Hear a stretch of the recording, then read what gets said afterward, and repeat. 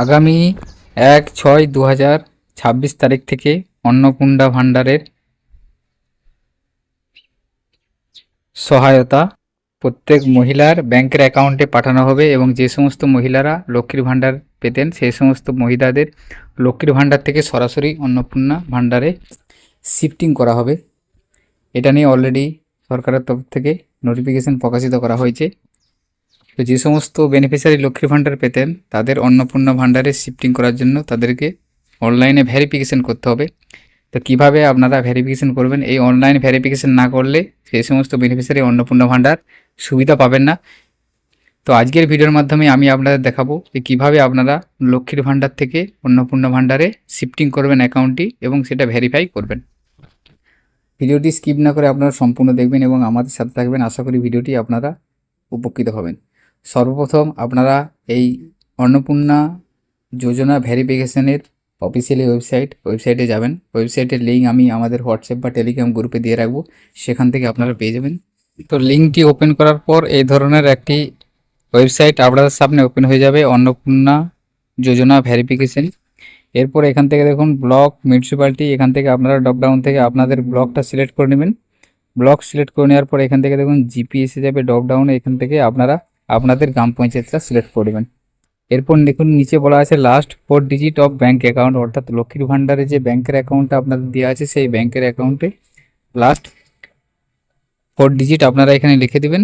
লিখে দেওয়ার পর সার্চ অপশানে ক্লিক করবেন। সার্চে ক্লিক করার পর দেখুন অন্নপূর্ণা যোজনা ভেরিফিকেশনের একটা ডিটেলস এসে যাবে। এখানে নাম, ভিলেজ, ফাদার্স নেম, স্ট্যাটাসে পেন্ডিং দেখাবে এবং অ্যাকশনের নিচে আপডেট একটা অপশান এসে যাবে, অর্থাৎ এখানে বেনিফিশিয়ারি ডিটেলসটা শো করবে, লক্ষ্মীর ভাণ্ডারের ডিটেলসটা এখানে শো করে যাচ্ছে।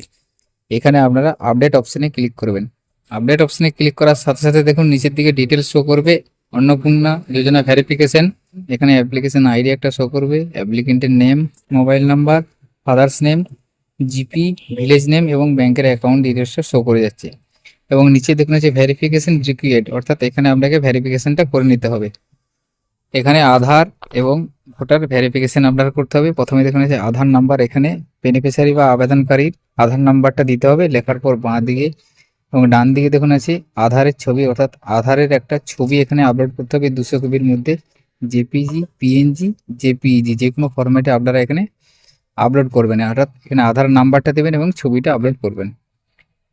তারপরে দেখুন আছে এপিক নাম্বার, অর্থাৎ এখানে ভোটার কার্ড নাম্বারটা দেবেন আবেদনকারীর এবং ডান দিকে ভোটার কার্ডের ছবি একটা আপলোড করবেন, এটাও 200 কেবির মধ্যে। এরপর বলা আছে অ্যাকাউন্টে আধারের সাথে লিঙ্ক করা হয়েছে কিনা, এখানটায় আপনারা ইয়েস করবেন যদি লিঙ্ক থাকে, লিঙ্ক না থাকলে নো করে দেবেন। এরপরে আপনি কি পূর্বে এসআইআর ট্রাইব্যুনাল আবেদন করেছেন অথবা সিএ অধীনে আবেদন করেছেন তাহলে ইয়েস করবেন, না হলে নো করবেন। অর্থাৎ আপনার যদি এসআইআর এ নাম ডিলিট হয়ে গিয়ে থাকে সেক্ষেত্রে আপনারা ট্রাইব্যুনালে যদি আবেদন করে থাকেন তাহলে ইয়েস করবেন, না হলে নো করবেন। অথবা যদি সিএতে আবেদন করে থাকেন তাহলে ইয়েস করবেন, না হলে নো করে দেবেন। করে দেওয়ার পরে এখানে এই বক্সে টিক দিয়ে সাবমিট ভেরিফিকেশন অপশানে ক্লিক করবেন।